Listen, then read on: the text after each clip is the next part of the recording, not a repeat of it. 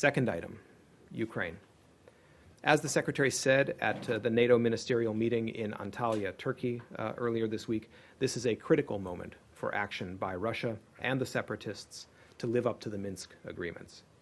Ukraine's leaders continue to implement their Minsk commitments, just as they have answered the call of the Ukrainian people on the Maidan by delivering the largest reforms since Ukraine's independence in less than a year, and they aren't stopping. Assistant Secretary Nuland's ongoing visit to Kiev and her discussions with Prime Minister Yatsenyuk and President Poroshenko reaffirm the United States' full and unbreakable support for Ukraine's government, sovereignty, and territorial integrity. We continue to stand shoulder to shoulder with the people of Ukraine and reiterate our deep commitment to a single Ukrainian nation, including Crimea and all the other regions of Ukraine. And the last item, as you are aware, Secretary Kerry is on his way to China right now.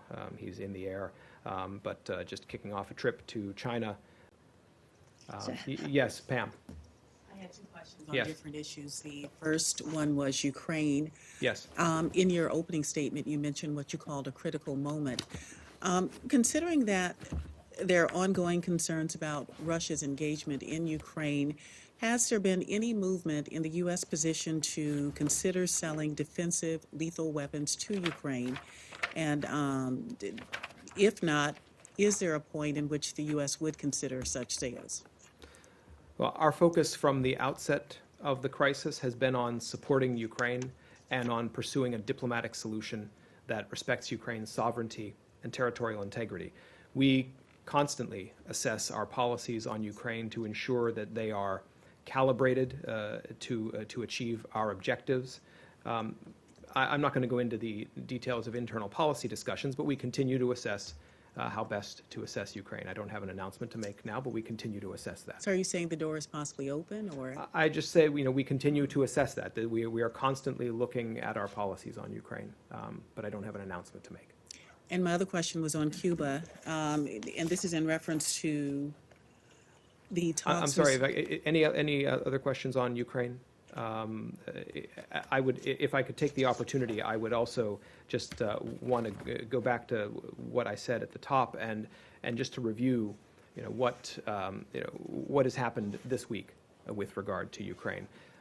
Secretary Kerry was in Sochi at the start of the week, where the Secretary was clear with Russia, President Putin, Foreign Minister Lavrov, about Ukraine and about the consequences for failing to uphold the Minsk commitments. Right after that discussion, he called President Poroshenko to update him and to reaffirm our support for Ukraine. He went from there immediately to the meeting of NATO foreign ministers in Antalya, where he briefed them and also underscored the United States commitment when he met with Foreign Minister Klimkin in Antalya. Assistant Secretary Nuland is in Kiev right now, and the message of all of these engagements is that we stand for the implementation of Minsk. We stand in support of the Ukrainian government, President Poroshenko, Prime Minister Yatsenyuk, and the Ukrainian people. And I wanted just to make sure that I took that opportunity. Go ahead, you had a further question. Yes, switching topics, Cuba.